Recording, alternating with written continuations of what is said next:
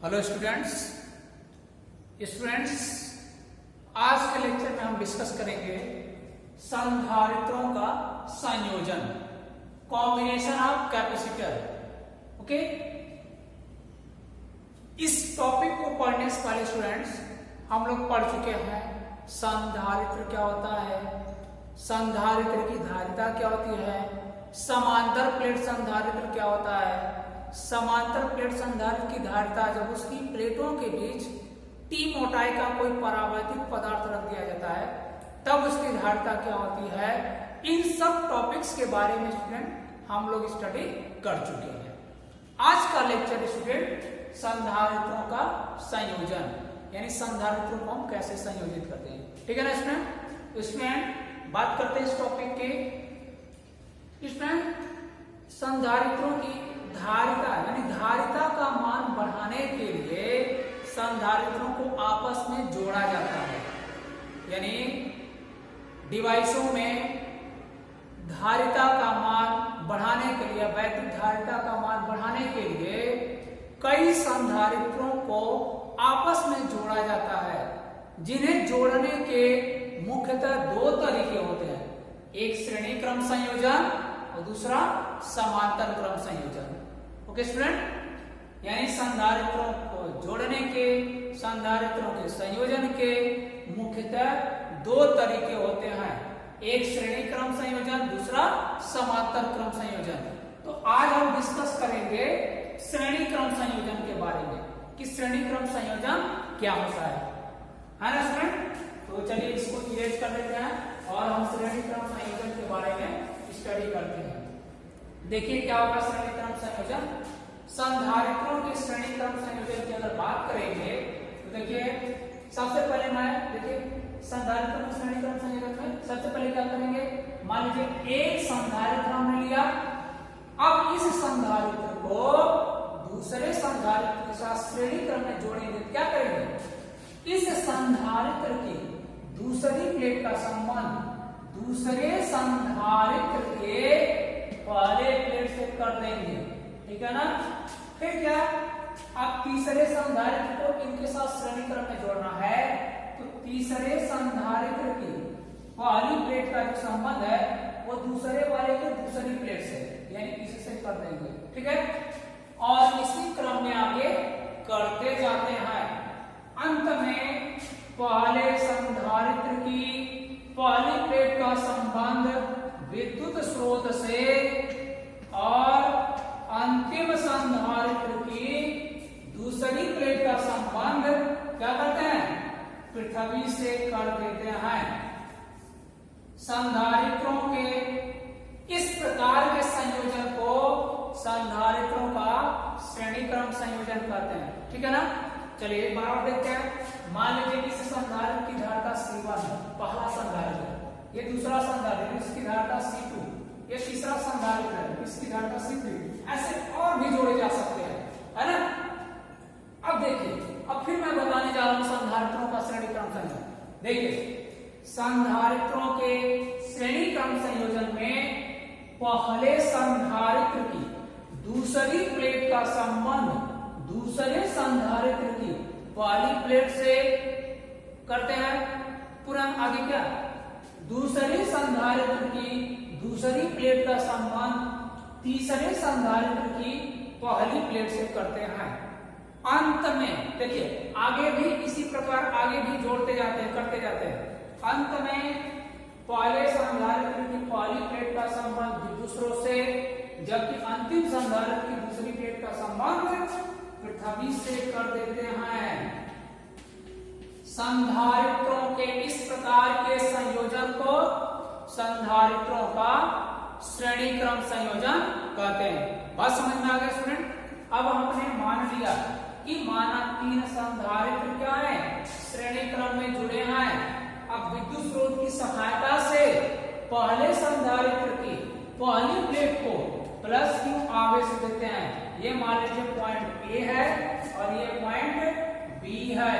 मान लीजिए पहली प्लेट को विद्युत स्रोत की सहायता से पहले संधारित्र की पहली प्लेट को प्लस क्यू आवेश दिया जाएगा। यह पहली प्लेट के भीतरी सतह पर एक समान रूप से फैल जाएगा, वितरित हो जाएगा, और दूसरी प्लेट पे क्या होगा, विद्युत प्रेरण की घटना से प्लस क्यू के बराबर ही माइनस क्यू चार्ज उत्पन्न हो जाता है। तो माइनस क्यू हम यहाँ दिखाते हैं, तो माइनस क्यू इधर निकलेगा, तो इधर बाहर वाले पे प्लस क्यू वो ट्रांसफर होकर इस पे आ जाएगा। यहाँ पे ऐसे प्लस क्यू, फिर विद्युत प्रेरण से यहाँ माइनस क्यू, यहाँ का प्लस क्यू इधर ट्रांसफर होगा, क्या होगा, यहाँ प्लस क्यू आ गया, फिर क्या होगा, इस पे माइनस क्यू, और यहाँ का प्लस क्यू क्या होगा, पृथ्वी में चला जाएगा। इस प्रकार सभी प्लेटों पे क्या होगा, विपरीत और बराबर आवेश स्थापित हो जाता है, वितरित हो जाता है। ठीक है ना। आगे देखिए, मान लेंगे पहले संधारित्र की पहली प्लेट के बीच स्थापित विभवांतर V1 है, दूसरे संधारित्र की प्लेटों के बीच स्थापित विभवांतर V2 और तीसरे संधारित्र की प्लेटों के बीच स्थापित विभवांतर V3 है, और बिंदु A और B के बीच जो परिणामी विभवांतर है वो कैपिटल V है। ठीक है ना, ये हो गया।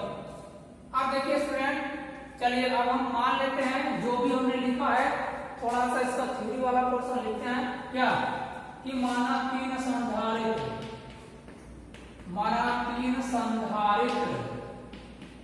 क्या क्या, माना तीन संधारित्र जिनकी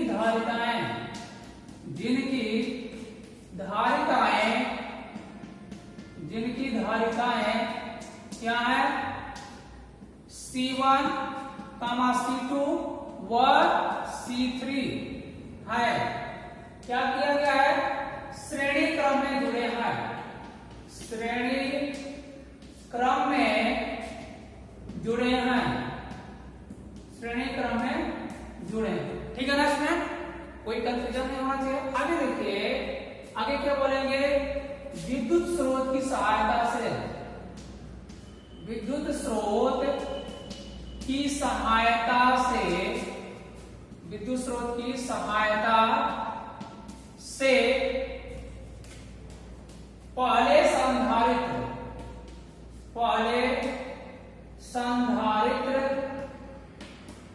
पहले संधारित्र की पहली प्लेट को क्या, प्लस क्यू आवेश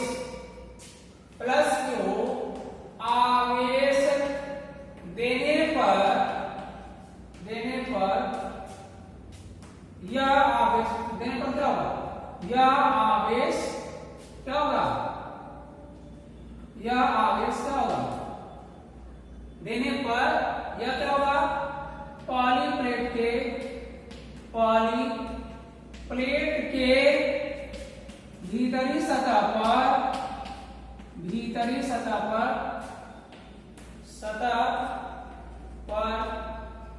एक समान रूप से वितरित हो जाता है, एक समान रूप से वितरित हो जाता है। ठीक है ना, और क्या होगा, और विद्युत प्रेरण से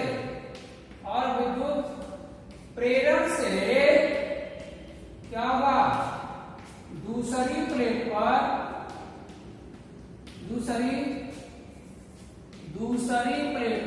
क्या होगा, दूसरी प्लेट पर माइनस क्यू आवेश उत्पन्न हो जाता है,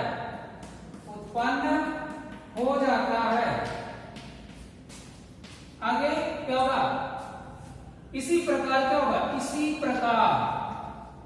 प्रकार सभी संधारित्रों पर क्या होगा, सभी संधारित्रों की प्लेटों पर क्या होगा स्टूडेंट, क्यू परिमाण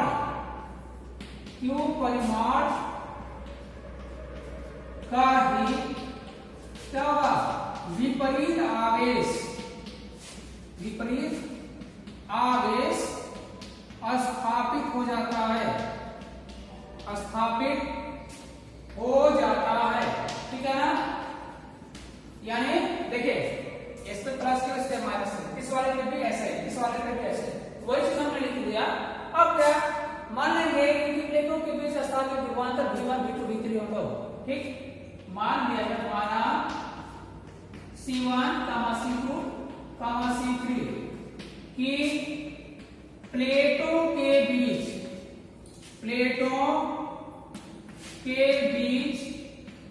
क्या स्थापित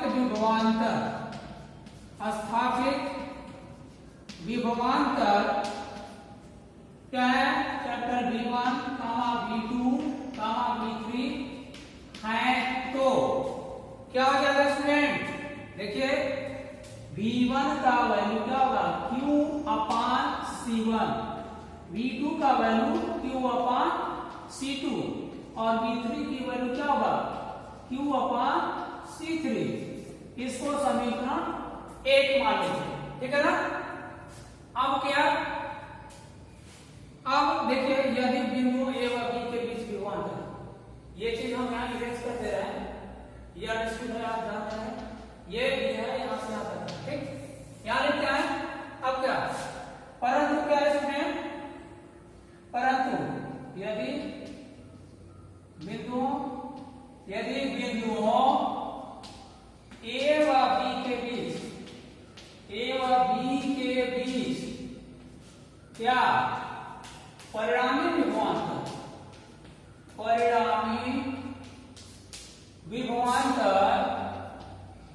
विभवांतर क्या हो, कैपिटल V हो, तो क्या होगा student, V is equal to V1 plus V2 plus V3। इसको समीकरण 2 मान लीजिए, ठीक है। अब क्या करेंगे, समीकरण 1 तथा 2 से क्या हो जाएगा, समीकरण 1 का प्रयोग समीकरण 2 में कर दीजिए, क्या मिल जाएगा आपको, यहां से मिल जाएगा V is equal to Q upon C1 plus Q upon C2 plus Q upon C3। Q common हो जाएगा, कॉमन ले लीजिए, यहाँ 1 upon C1 plus 1 upon C2 1 upon C3। V का वैल्यू इक्वेशन इसको 3 मान लीजिए, ठीक है ना।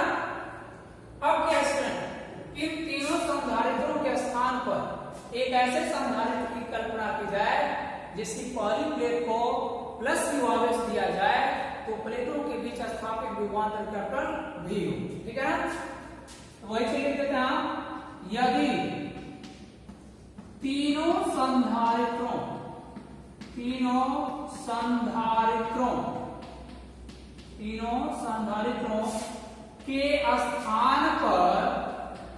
स्थान पर क्या एक ऐसे क्या होगा स्थान पर C धारिता वाले, ऐसे लिख रहे हैं, C धारिता वाले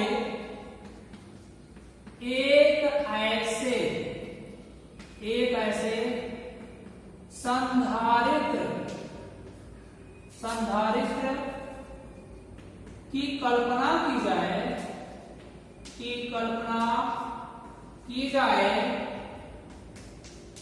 जिसकी पहली प्लेट को क्या प्लस Q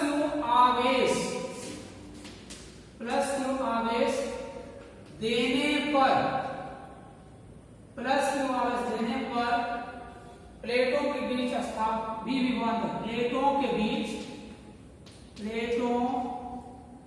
बीच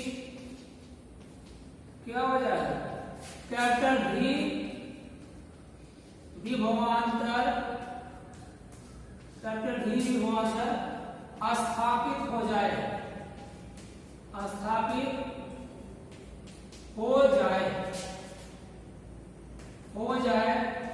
तो क्या हो जाएगा स्टूडेंट, ये हो जाएगा आपका Q या V is equal to Q upon C हो जाएगा, ठीक है ना।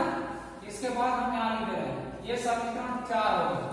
अब समीकरण 3 में V की जगह Q अपान C रखिए, क्या होगा, अब लिख देते हैं समीकरण 3 तथा 4 से क्या हो जाएगा, Q upon C is equal to Q into 1 upon C1 plus 1 upon C2 plus 1 upon C3। Q से Q कैंसिल, क्या आ गया 1 अपान C, यहां से यहां ले देना, क्या हो जाएगा 1 upon C is equal to 1 upon C1 plus 1 upon C2 plus 1 upon C3। हो गया ना। क्या हो गया स्टूडेंट, देखिए संधारित्रों के श्रेणी क्रम संयोजन में तुल्य धारिता का मान आ गया, यानी तीनों के स्थान पर जितना जुड़ा रहेगा उन सभी के स्थान पर एक सी धारिता वाला मान लेंगे, तो उसकी धारिता क्या है, किस रूप में आ देना, क्या बोलेंगे इसको कहेंगे कि संधारित्रों के श्रेणी क्रम संयोजन में सभी संधारित्रों की तुल्य धारिता का व्युत्क्रम उन संधारित्रों की अलग अलग धारिताओं के व्युत्क्रम के योगफल के बराबर होता है। क्लियर है स्टूडेंट, कोई कंफ्यूजन नहीं होना चाहिए। क्या होता है, संधारित्रों के श्रेणी क्रम संयोजन में सभी संधारित्रों की तुल्य धारिता का व्युत्क्रम उन सभी संधारित्रों की अलग अलग धारिताओं के व्युत्क्रमों के योगफल के बराबर होता है। तो ये हो गया स्टूडेंट संधारित्रों के श्रेणी क्रम संयोजन का डेरिवेशन। अब नेक्स्ट लेक्चर में हम डिस्कस करेंगे समांतर क्रम संयोजन का। हो गए स्टूडेंट्स, तो आज के लेक्चर में बस इतना ही।